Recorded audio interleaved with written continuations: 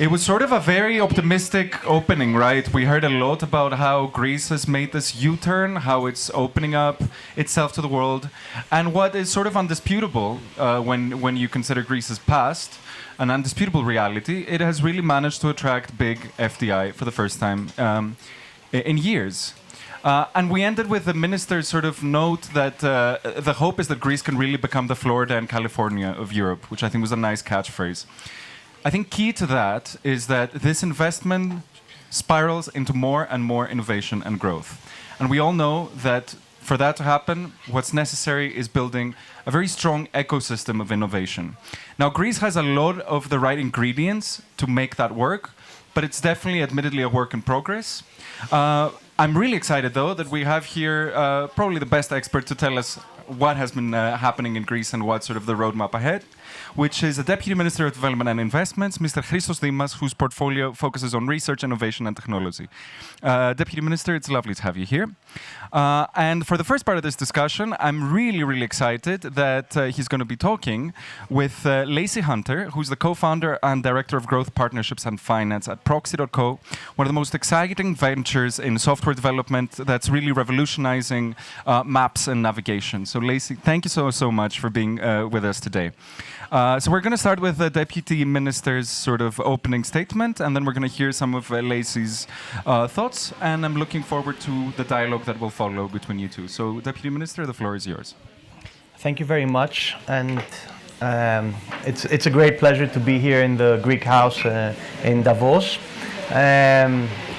Up until recently, the Greek state did not have a specific policy for the innovation ecosystem. In fact, we didn't know how many startups we had, in which sector they were, how many people they employed, what budgets they had. When you don't have data, it's very difficult to implement policies that will be effective. We even didn't have a definition for which companies can be labeled as startups. So we did sit down in the Ministry of Development and Investments with Minister Georgiadis. We created a team of experts, the National Council for Research and Innovation. We did put some criteria for which companies can be termed as, defined as startups. And we started by creating a startup registry. But we didn't want only a simple startup registry. We wanted it to develop to something much more important than a registry. It's called Elevate Greece, and it has been functioning in the last 1.5 years. And ever since, through Elevate Greece, we have legislated incentives for angel investors, for stock options, in order to increase the liquidity of the startup ecosystem, especially during the period of the pandemic crisis. We also, apart from the public policies, we did create an important network of official partners of Elevate Greece, which includes all of the Greek banks, multinational companies, and they offer from financial awards to banking products to access to the global innovation networks they may have, or free cloud services to the innovation ecosystem, mentoring services, business planning. So we have created a company now, Elevate Greece, which acts as the main innovation agency towards the state. At the same time, though, we are trying to fuel up the ecosystem in various ways. So we recently passed legislation changing all of the framework under which spin-off companies operate. We have really simplified the procedure in order to allow academics to create companies within universities and research centers. We are also strengthening technology transfer offices in order to give them the opportunity to create products or services that have a financial impact to society.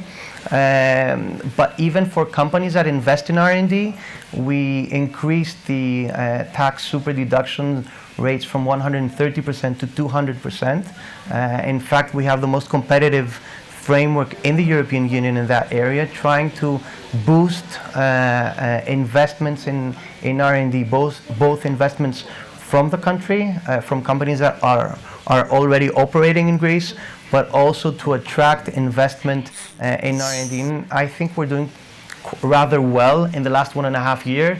We have attracted, as Minister Georgiadis said, investments in R&D from companies like Pfizer, Cisco, EY, Amazon Web Services, Meta, TeamViewer, and more companies following.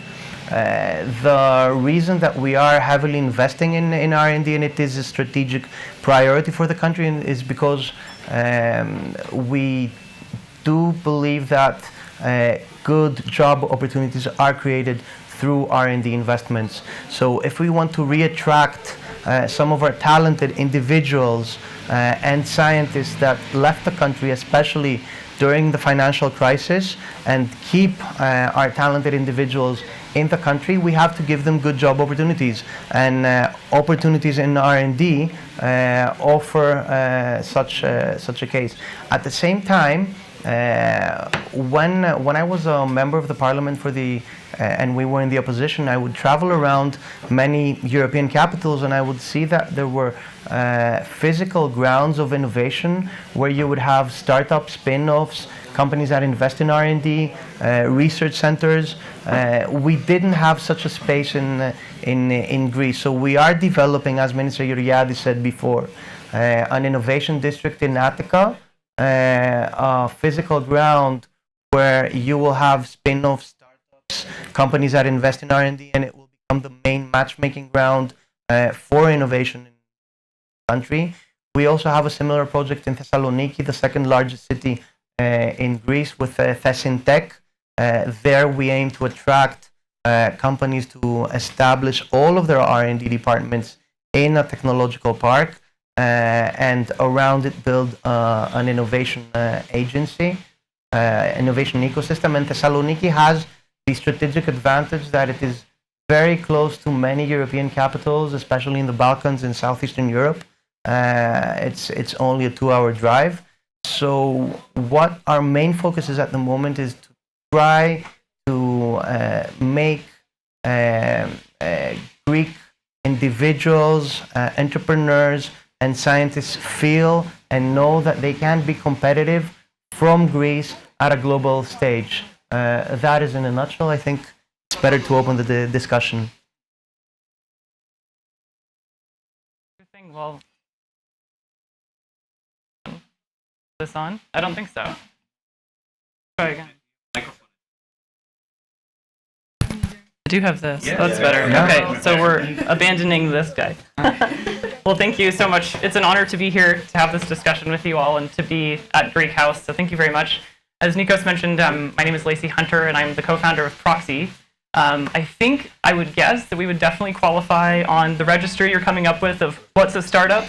Definitely. We've been around for all of 8 months, so there's no reason anyone here would have ever heard of us, except that you may have seen an interactive map in the davosweek.org map. So the one where you could actually see the Greek House logo, it was glowing. You could use it to navigate here and understand what was going on. That's our little product. So we are a software company.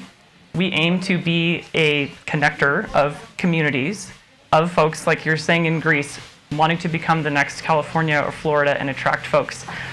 If I were to travel there, I would much prefer someone like you or someone like you to tell me what are the best things to do in the area. And we know there's so much untapped potential and so much untapped knowledge and expertise that exists globally that has no real way to be transmitted and no real way to be actioned by an audience. And so this sort of long and short is, for our software, we aim to sit between something like ArcGIS, which is very technical. If you've ever used it, I don't think anyone would say it's user-friendly. Maybe if you're a very skilled engineer, I certainly am not. I have not found it to be user-friendly.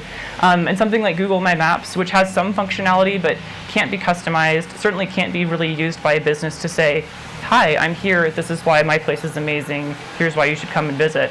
And so in a nutshell, what we're looking to do and what we've found in our local market in Seattle in the United States is that offices of economic development, municipal governments are actually reaching out to us and saying, hey, can we use your software to do things like elevate Black and minority-owned businesses? Can we use your software to elevate things like businesses that are owned by veterans or businesses that are owned by authentic, trusted, in situ creators? And the answer is yes, and we're finding that folks are actually using it in ways that we couldn't have even really come up with on our own. And so we're looking to really be a connector within, as you're saying, the newer generation has kind of grown up digitally native, expects a user-friendly, tech-forward solution when they're navigating the world, and we aim to be that. And it's been really exciting to work, on a very small scale, obviously, with offices of economic development and see how a very well-curated proxy map can not only advertise an area and say why it's so great, but it can help folks actually navigate it and get to the places they want to go and have the best time possible when they're there because they have a curated set of recommendations from a trusted source. So that's a little bit about who we are and what we've been up to in the last 8 months. So obviously not a storied veteran by any means, but we're really excited by the early traction that we've seen and the progress we've made, and certainly interesting to hear that even Greece is basically enabling companies to start up within the framework of a university. I think in the US, I think that's probably, if that existed, I think that's exactly what probably our little company would have done. It was a couple of business school classmates that said, hey, why doesn't this exist? And as a former Airbnb host, I tried to solve this problem and I couldn't. I had a Word document, basically a listicle, with hyperlinks for my guests to say, here are the best restaurants in West Seattle. They still had to click on it and open it, figure out where it was, go back to the original site. It just wasn't a great experience. So that's a little bit about who we are and who we're looking to serve, and that we really are able to be a connector of the community and help sort of draw attention to the best of an area in a really frictionless, kind of fun way. This is actually exactly what we're trying to do in Greece at the moment. We're trying to see how we can unleash all of the talent that is available in the startup ecosystem, and perhaps we hadn't built the necessary conditions to cultivate it. But now we are trying to give all of the necessary tools in order to fuel up the ecosystem. I'm 100% sure that most of the startups, when they begin, they have perhaps something very specific on their mind, but as days and weeks pass by, they test their products or services, and things and priorities change. Even the product changes. So what we want to see is how the Greek state can actually be an ally of the startup ecosystem, in contrast to what it was in the past, that it was in reality it was absent. Sure.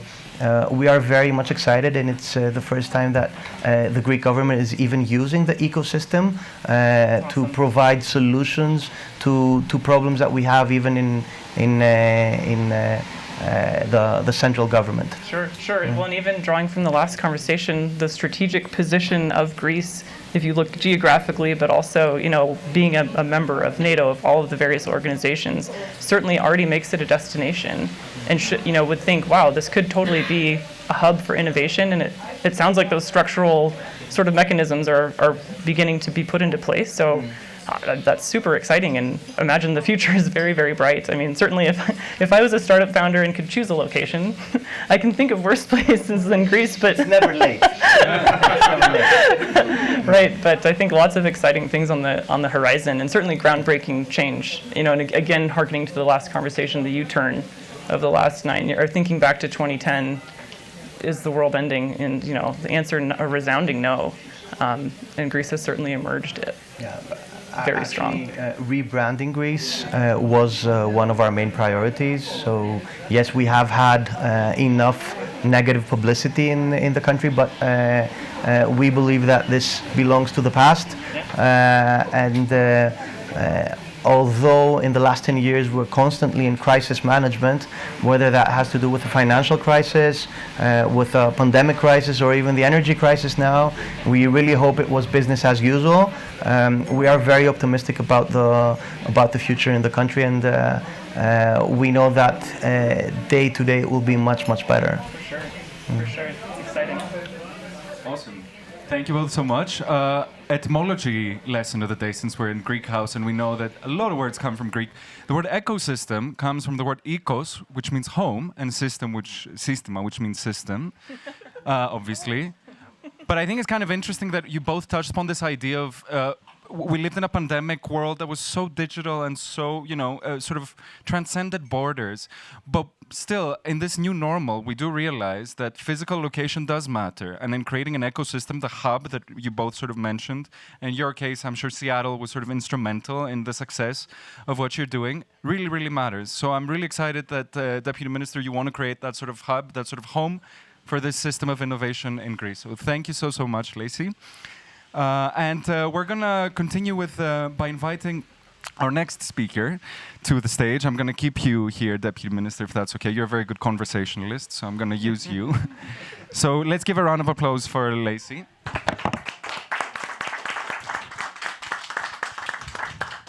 And it is my pleasure to introduce to the stage Stella Thomas, who's Managing Director for the Global Water Fund, to shift the discussion from talking about opportunities to looking a little bit more deeply into solutions. So we know one of the best parts of this sort of industry 4.0 technological transformation that we're witnessing is not only that it creates a lot of opportunities, but that it can really help us find creative solutions to the biggest problems that the world is tackling today. Among them, obviously, climate change and sort of all of its implications on the agriculture and the food sector. So it is my pleasure to invite to the stage Stella Thomas to hear some of her thoughts about how we can innovate in the agro-food sector throughout her experience as Managing Director of the Global Water Fund. Welcome to the stage.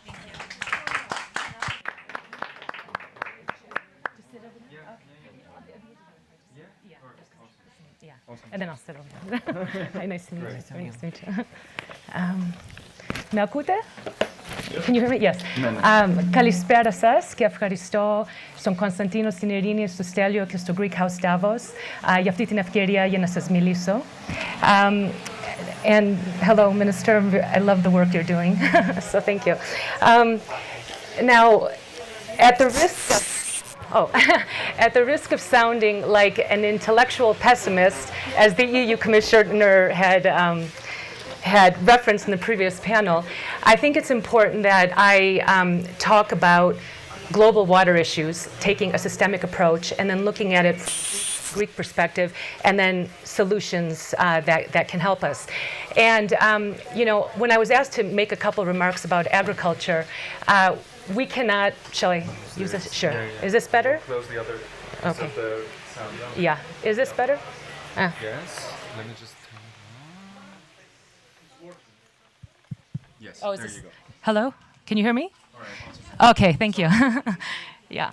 So I think we're talking about agriculture, the green economy, climate, and unfortunately, and it's not a Greek problem. It's a climate talks, UN climate talks problem. It's a G20, G7 problem. It's a global problem. No one's talking about the real issue, which is water. So that's why when we talk about agriculture today, I wanted to talk about it through the lens of water, because I truly believe we need to take a systemic approach and look at the interplay of our natural resources if we truly are going to transition to a green economy. So forgive me for being a little pessimistic at first, but I assure you I'm extremely pessimistic, or excuse me, Freudian slip. I'm extremely optimistic, and the technologies are out there, the financing is out there, and the political will is out there. And I'm Greek American. My family's from Thessaloniki originally, and my heart belongs to Greece, I have to say. And I work globally, but I've never been so excited about the Mitsotakis administration, about what you're doing with the digital revolution. And so I'm going to focus all my work in Greece because, Greece is the first one to even come up with a Ministry of Climate Crisis. No one's done that, not even my own country, the US. So Greece is my country anyway. So forgive me, I have to wear glasses. So water is truly the biggest challenge of the 21st century. And, much like the pandemic, the Ukrainian invasion, new definitions of economic governance accountability, ethics, and legitimacy have emerged, which require a holistic approach to problem solving. And water, too, weaves its web through the economy, through agriculture, through health, and through human and national security. And there's this opportunity right now in the world to take a pause and to bring our collective consciousness back to a place of humility and of shared humanity. Water is the thread that binds all humanity. Water needs to be looked as a tool for social, economic, and political development. A dollar invested in a region can create an $8 to $35 return depending on the region and the technology. And if you take the multiplier effect into account, it can raise GDP by 3.7% on average. So water security is climate security, it is food security, it is human and national security. Now, in a warming world, the distribution, timing, and quality of water continues to change. Nearly 75% of the natural disasters from the period of 2001 to 2018 have been water-related. Food systems will continue to be disrupted, livelihoods impacted, and in extreme situations, instability and possible unrest, as we've seen in Syria, Darfur, and Yemen in recent years. So the global population is growing by some 80 million people a year, and water consumption is double that. So agriculture consumes about 70 to 80% of global water supplies. So we need to really take a systemic approach to the trade-offs between the water, food, energy nexus of natural resources. So the challenges are as follow. Global food demand, and as a result of population growth, is predicted to increase by some 50% in 2030. This means that land that's available for agriculture will need to increase by 20%, and irrigated land for water will need to increase by 34%. Water is the key to food security. Where will the water come to irrigate lands for our food supply? Most countries already have a structural food deficit and cannot keep up this growing demand. Governments need to create sustainable economic policies. They need to address food production with water shortages and inefficient use of lands, while generating income opportunities for rural farmers and securing their foreign exchange reserves to import food in case of shortfalls. The second challenge is that farmers have been selling out their agricultural land to industry. In China, for example, the water used for 1 ton of wheat will yield $200, but that same water for industry can be sold for $14,000. So that's $70 as much. So agriculture is losing out to industry.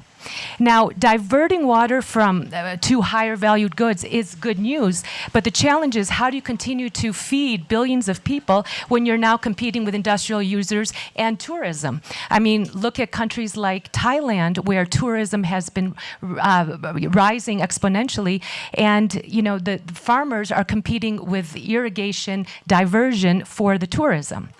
The third challenge is that environmental degradation is causing so many of our world's most fertile agricultural lands to be lost to the salinization of lands. It's caused by improper agricultural practices and poor water management. The average capital cost for irrigating these depleted soils has increased immensely to about $10,000 a hectare.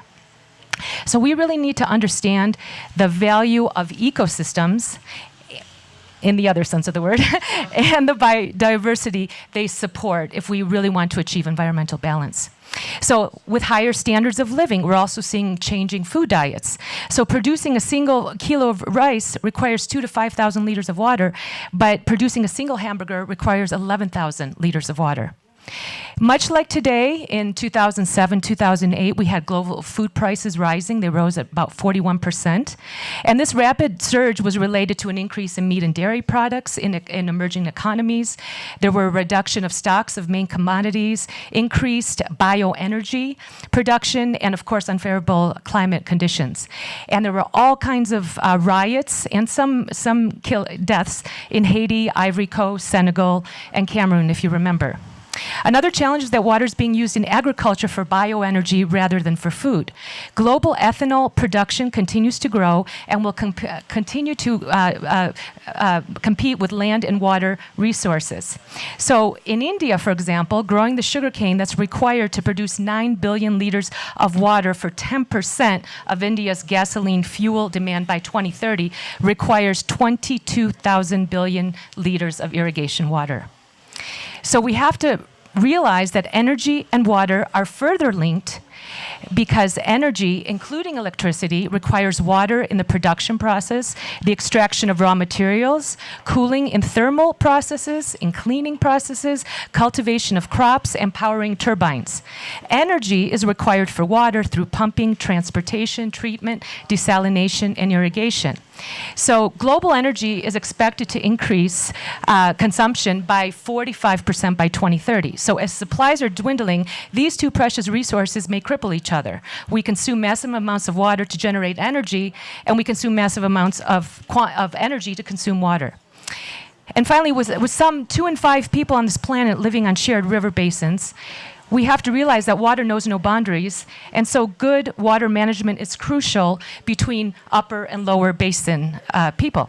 An example, the Aral Sea in Russia was once the 4th largest freshwater lake in the world, but today it's one of the worst environmental disasters due to the mismanagement of cotton production. The sea has disappeared, and now it's a highly toxic and saline area. The Lake Chad Basin in Africa, used to cover some 8% of Africa's water, and now it's 1/10 of its original size. As a result, the fisheries industry has collapsed, livestock have died, and poverty rates persist. So one country's gain for food due to the poor management of their water resources in turn destroys not only the resources but also the ecosystems of another country. This can impact the rest of the world in the form of increased food prices, environmental destruction, and lost livelihoods. China's soybean programs with Brazil have resulted in the Amazon losing some 2 million acres of forest per year. The GCC countries outsource food production to Pakistan and Sudan, and Norway has large biofuels projects to grow jatropha in Ghana. So this practice is no longer just about long-distance farming. This impinges on the land, water, and energy supplies of populations. So what will become of the commodification of water when the right to water is already an issue? Today, we have some 2.6 billion people who do not have access to safe water, and some 3.6 billion lack safe sanitation systems. And with these numbers in mind, how do we continue to feed the world population? Now, looking at Greece, agricultural products account for 1/3 of total exports, which contribute to about 4.1% of GDP, and they employ about 12% of the workforce. Now, Greece is at high risk of climate impacts and will continue to experience increased drought, loss of soil fertility, and erosion of its land. 30% of Greece is at risk of becoming desert in a few decades. We really have to think about that. In August of 2021, I'm sure many of you here will remember, some 247,000 acres of Greek forest was lost over a period of 11 days. And then adding to that, the great losses we saw in Evia, northern Evia, a few years ago, where besides the human tragedy and the economic activity that was lost, some 750,000 fruit trees, mostly olive trees, 3,000 animals, and 4,000 beehives were lost. If these heat waves continue, the Bank of Greece forecasts that by 2050, Greece will lose some 4 times its GDP. Now, regarding agriculture, we know that Thessaly is the breadbasket of Greece, and it has already lost some 13% of arable land. Temperatures have risen by some 2 degrees since 1990, and rainfall has diminished by 18%. Extreme weather has caused flooding of crops and the washing away of soils. Aquifers are overdrawn by some 3 billion tons. There is no central water management, and some 33,000 water tables have collectively drawn down the groundwater, while also causing the land to subside in certain areas. So both water and energy are subsidized here, which does not help anyone, while the electricity to pump that water from the wells is lost through a network of leaky pipes. And also, Greece's main exports include cotton, alfalfa, and maize, which are heavy on energy, water, and pesticide use. In Karditsa, near the Pindos Mountains, there's more of a use of surface water rather than groundwater, but there's a problem here too. There was a dam built with a system of networks and canals, but the problem is that these networks are antiquated, they're open, and the pipes leak, and a lot of the water gets evaporated. So you have about 35% water loss from that dam. So the 50 million tons of water that was to go and irrigate those fields you only have 18 million tons of water reaching those fields. Where is that extra water going? Gone for no reason. So fertile soils are also being lost because heavy machinery breaks down organic matter, which is important to provide nutrients, stabilize the soil, and retain water. Fields must be protected and properly maintained through crop rotation, maintenance of vegetation, such as legumes during winter months. Greece has already lost 2.2 million acres of good soil since 1980. So, what is the solution? Now that we're all depressed. There's good news. There's a lot of things we can do. First of all, investors know that ESG today involves addressing climate problems, population growth, water scarcity, and there's a $1 trillion financing opportunity here. There's all kinds of innovative and blended financing we can speak about at another, this isn't the focus of this panel, but there are many great examples out there of financing, mostly bonds, sustainable bonds, green bonds. In the period before COVID, in the 2 years, there were about $784 billion of green bonds that were sold. 9% was allocated to water, so there's a lot of room for growth. But there's countries such as Seychelles who've created blue bonds and so forth. There's mangrove bonds. There's all kinds of exciting financial instruments that are available for financing. Now, in terms of policy and some technologies, Agriculture 4.0, we're optimistic as well. First of all, investments in efficient infrastructure need to be made so that delivery canals are not open to evaporation and pipes are not leaking. Simple as that. There should be general education of farmers. I mean, it was exciting during COVID to see how many young people went back to the farm and went back to the soil. So we need to understand what proper tilling is, what cultivating of soil is in off seasons, what, providing the right nutrients for the soil. That's a very exciting opportunity. One of the most important policy considerations is water and energy subsidies. They need to be revisited because they can cripple one another, as we have discussed. Water also needs to be valued. The full cost of water includes the economic costs of water, but also the externalities to health, to the ecosystem, the environment. And with the appropriate pricing mechanisms, we can find that sweet spot. Water costs increase about 7% a year on average. And we might need to pay a little more for our water, but it is well worth it. Now, another thing we need to think about is Greece is not going to compete with the larger economies of Germany and the US with regard to conventional farming. Conventional farming is all about extraction. You're heavily depleting the soils, you're overexploiting, you're putting fertilizers in the soil. So looking at Greece's changing climate and topography, you cannot sustain this sort of farming. Greece needs to use this competitive advantage and market itself as an organic producer of crops, which is a growing industry worldwide.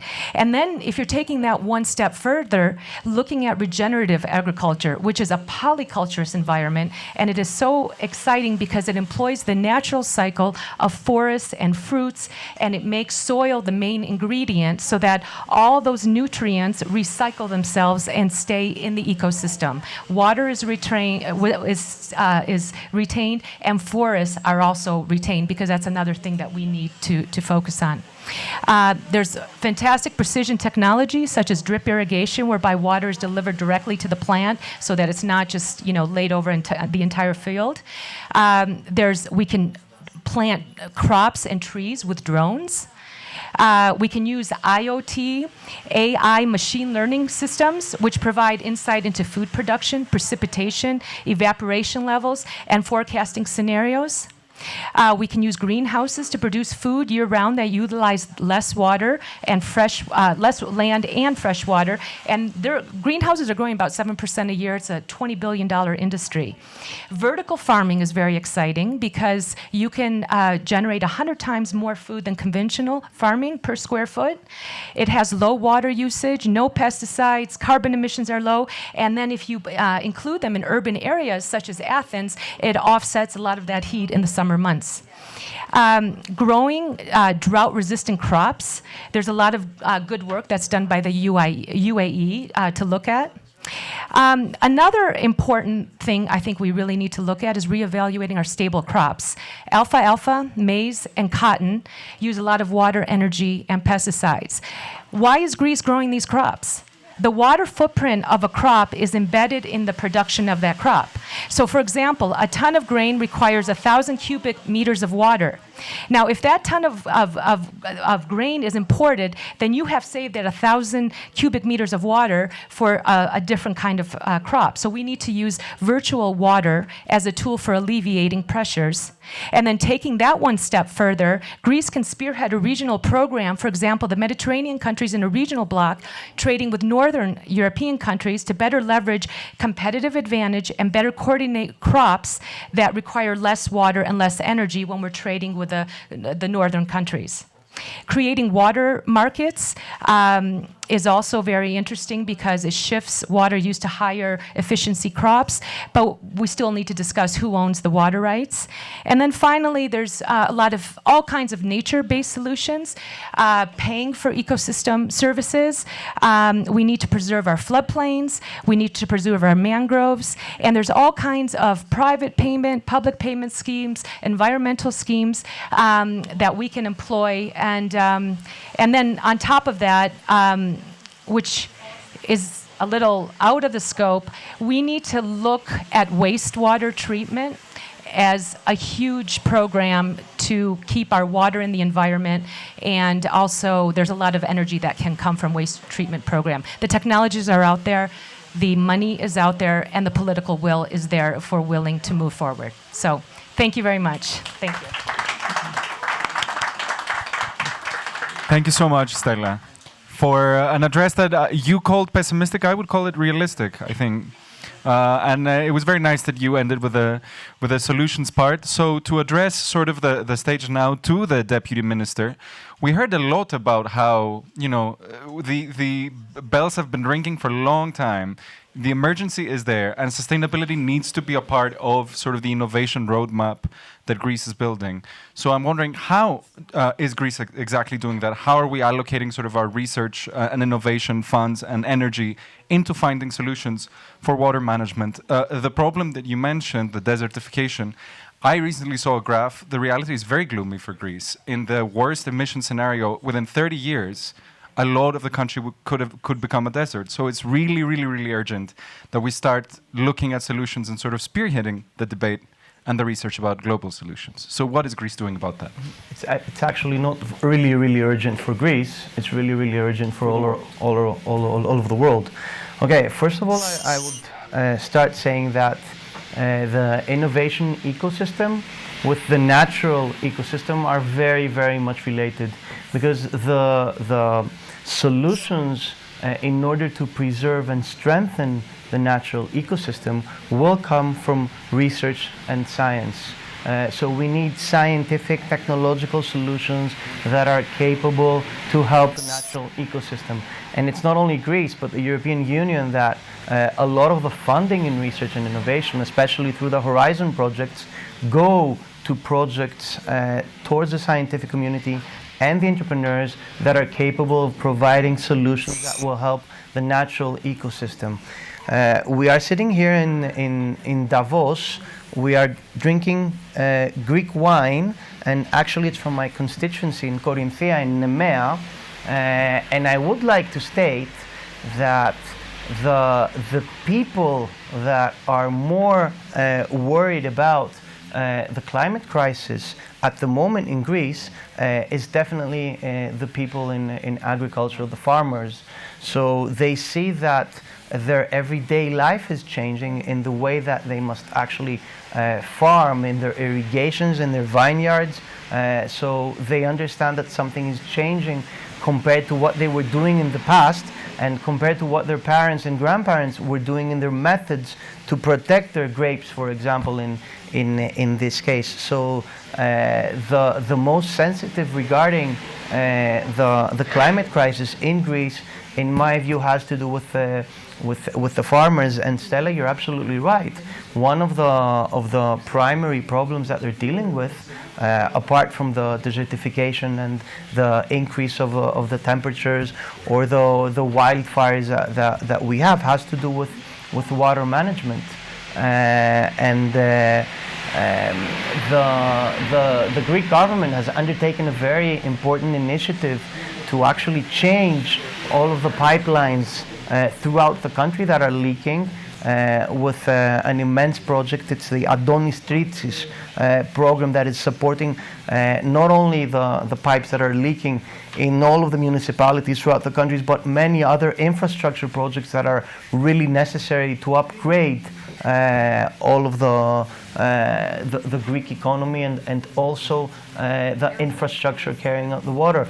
But now we have more and more farmers actually using technology to see where they need to put water in their plantations, where they need to put pesticides, and this actually helps decrease the consumption both of pesticides and water, and you have much better products, much better agricultural products, but it also brings down the cost of farming. So it brings more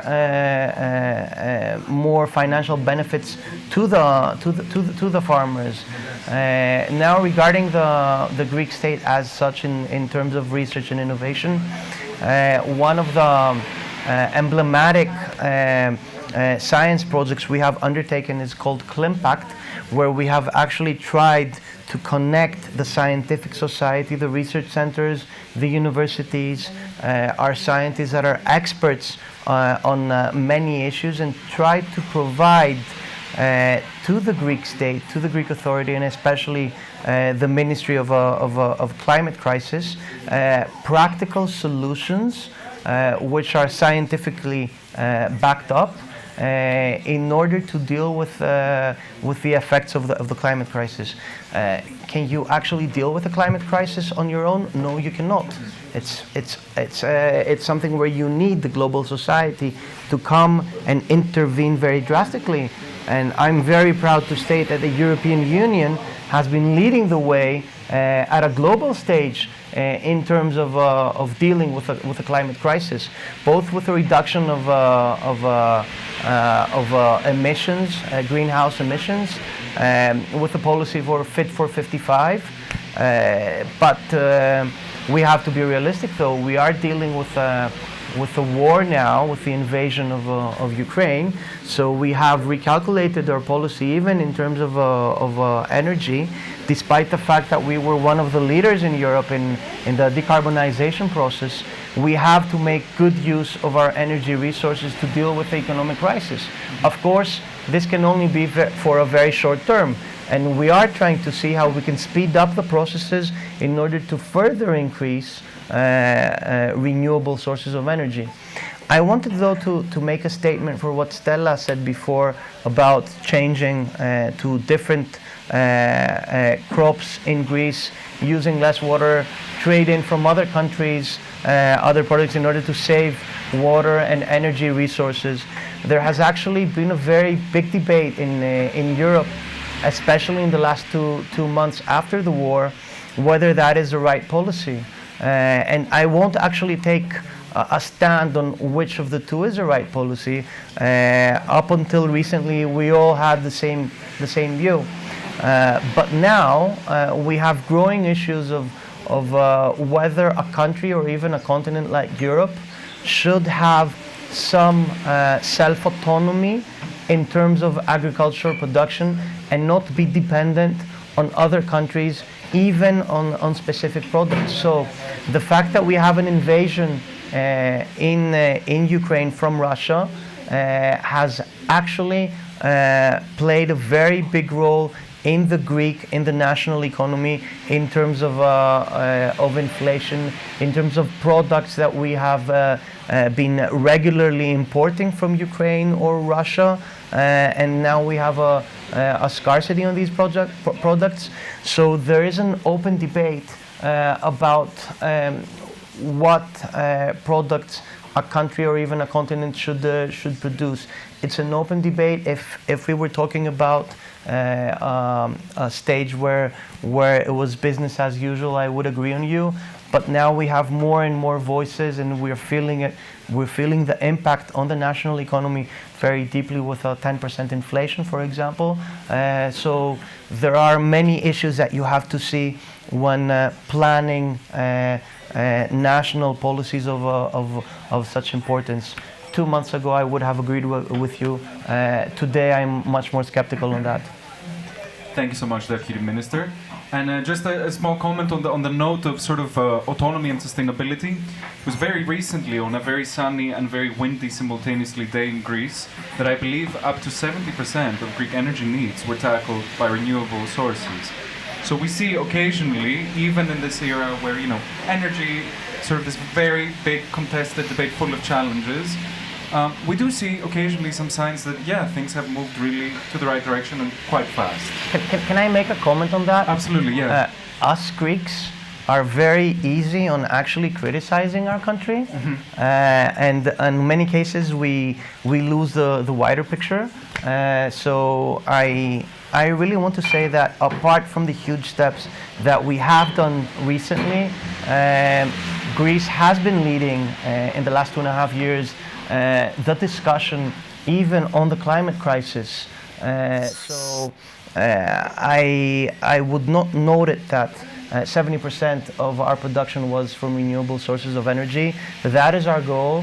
That is our main policy. We have a prime minister that is very fond on this issue, very dynamic, and is trying to convince not only Greeks to support more renewable energies, but pass the message throughout the world, through the UN, through the European Union, through other networks, global networks that we have.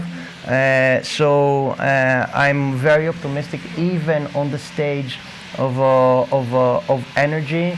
I'm quite certain that in the next years, Greece will be one of the leading countries in terms of renewable energy production, and why not in the near future even export renewable sources of energy to other countries. And let's not forget, it was one of the first countries that implemented a specific ministry portfolio for the climate crisis, right? So the steps are really there. So really, I think you both touched upon the big challenge of the climate crisis debate, which is that it has to stem from the top ranks of sort of global coordination to the most local level of applying policy on the agricultural level. So there couldn't be a better closing to today's discussion than inviting here Mr. Petros Tsavelas, who's the Vice President of the Greek Payment Authority of Common Agricultural Policy Aid Schemes. Really the link between these two things, a global policy that gets adapted to the agricultural level. Mr. Tsavelas, really happy to have you here. The floor is yours. Mr. Dimas, if you want, you can stay if you want to add a comment, but I don't know your schedule, so it's really optional. I want to hear Mr. Tsavelas, definitely. Absolutely, awesome. So glad to have you here. Mr. Tsavelas, the floor is yours. All right, so Thanks so much. Firstly, I would like to express my gratitude to the Great House Davos for the invitation to be here among such distinguished people and to discuss innovation in the agri-food sector. I'm very privileged to be part of this, leading OPECEP. And probably you have not heard of this institution, but just to let you know, it is the Greek Payment Authority of Common Agricultural Policy and aid schemes, and every year distributes approximately 2.7 billion euros to 650,000 Greek farmers. Nowadays, the importance of innovation in the agri-food industry has become very, very critical. The impact of climate change, the continuous conflicts such as the war in Ukraine, have a significant toll in the agri-food industry. Food security is under threat, and the responsibility that we as humans have towards next generations to deliver a world that all people have access to food, is in question, basically. So agricultural production must meet certain food safety standards and meet the requirements for a reduced environmental footprint. This means reducing the use of water resources, reducing the use of chemical-based products, reducing emission of climate change that aggravate agriculture. At the same time, we must apply food traceability, encourage organic farming, implement quality systems in production, and much more. It seems that the challenges are multi-level and very important. So what is Europe's response in the agri-food issue, and how can the agricultural sector achieve increased production without rising environmental footprint? The challenges must be met by designing a new strategic plan, and the EU has recognized that. More specifically, just to give you an idea how this is actually formed, all member states agreed in the European Green Deal to make the EU a climate-neutral continent by 2050. A vital part of the Green Deal has to do with the new Common Agricultural Policy, which aims to help the EU sector to meet the current global challenges and promote the transition to a smart, sustainable, competitive, resilient, and diversified agricultural sector to ensure long-term food security. The new Common Agricultural Policy allows member states to adapt to these areas through their strategic plans, which are programming tools developed by the member states and approved by the Commission. The plans cover all CAP-related instruments to be implemented for the period 2023-2027 concerning direct payments, market-specific interventions, and support for rural development. The new CAP has actually 10 objectives, and one of them is to foster innovation and knowledge. So this is where I'm going to concentrate, how digital innovation, how Greece actually has started the digital innovation in the agricultural sector. In the proposed strategic plan that Greece submitted, it establishes an integrated system of agricultural knowledge and innovation. In particular, the agricultural advisory services, the European and national networks of CAP, and the European Innovation Partnership will jointly contribute to an integrated approach for modernization and promotion of innovation and dissemination knowledge. Through interventions of the field of digitization, this approach lays the foundation for a digital transformation of agriculture and the increase of competitiveness of Greek farms. Investments in precision agriculture will vastly improve the environmental profile of farms while mitigating the negative effects of climate change by increasing the efficiency and more efficient use of agricultural inputs. The state itself is providing a substantial amount through the Greek Resilience and Recovery Plan, the Greece 2.0, that amounts approximately 780 million euros for transforming the agri-food sector. And just for the digital transformation of the Greek agri-food sector, there will be 47 million euros pursuing the adoption of innovative technologies and digitization of the sector. In terms of technologies, I will present to you in brief two innovative programs that our country, through OPECEP, is currently developing in partnership with other EU countries, with examples that show the benefit for management bodies, producers, potential investors, and researchers. The first project is called NIVA. The aim of the project is to reduce the administrative burden of paying agencies, farmers, stakeholders, by creating consistent and accurate data sets and methodologies for monitoring agricultural land. Of course, this will not be feasible without utilizing the Copernicus satellite program and the provision of free Sentinel-1 and 2 satellite images. 9 EU members, including OPECAP, work together to realize a new vision for an integrated management and control system.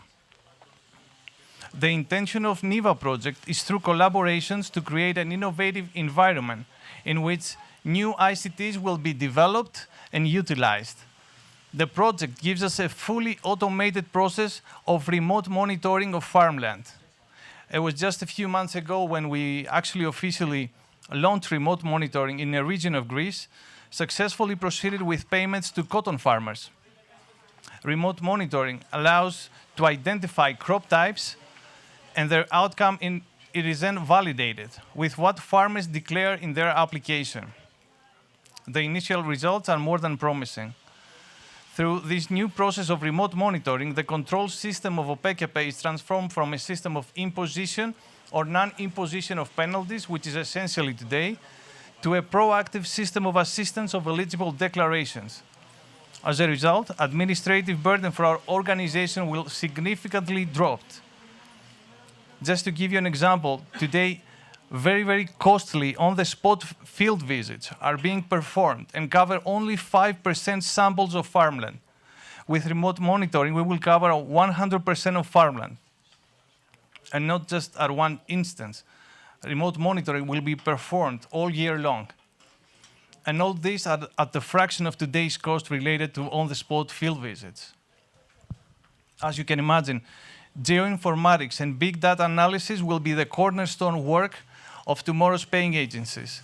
So combining the results from satellite images, drones, and the information provided from farmers via their application will compose an accurate outcome for creating sustainable state policies. Now, one may ask how others actually will be benefiting, such as investors, researchers, and etc. As mentioned in the beginning of my speech, every year we actually distribute 2.7 billion euros of subsidies to the farmers. Now, those subsidies will be much fairer distributed to the farmers, since we're going to be able to remotely identify crop classification. In addition, farmers, in cooperation with certified consultants, will make use of this technology to assist them in all stages of their production, to optimize water use, fertilization, and to enter the precision agriculture environment. Obviously, this will have a huge impact in making farming sustainable. Now, let's put ourselves in a position of an investor. What is one of the key factors to proceed with an investment plan is to have at hand data that will assist the decision to proceed or not. But not just data. We need to provide accurate and reliable data. So, having accurate data from NIVA project, we need to share this data. So this brings us to the second innovation project called Open Ajax that we are currently developing along with other EU members. The overall objective of this project is to foster data use and information circulation in the context of the new CAP and to give accessibility and usability to farmers, policymakers, and other stakeholders such as investors. This will be achieved through the creation of a common infrastructure for agro-environmental governance of the CAP. The benefit of that is that we're going to share accurate data of the Greek farmland about crop types on a given region, number of farmers, and many more useful related data, but of course always respecting GDPR rules.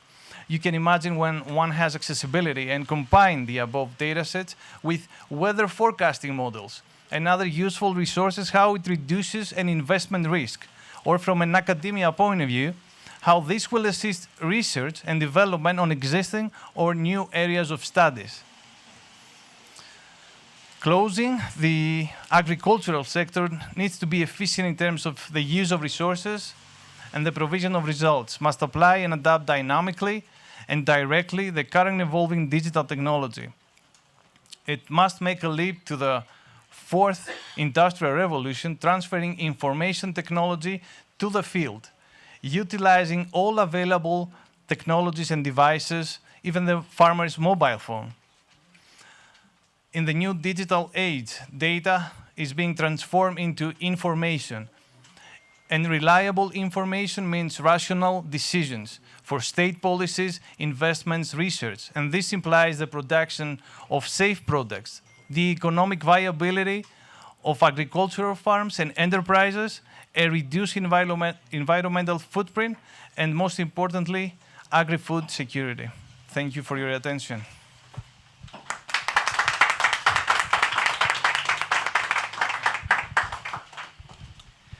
Thank you very, very much, Mr. Zavelas, for your speech. And thank you, everybody, for attending our first day here at Greek House Davos, where it's really fascinating how much we talked about in just the scope of 3 hours, right? We started with this sort of optimistic narrative about Greece having made a U-turn.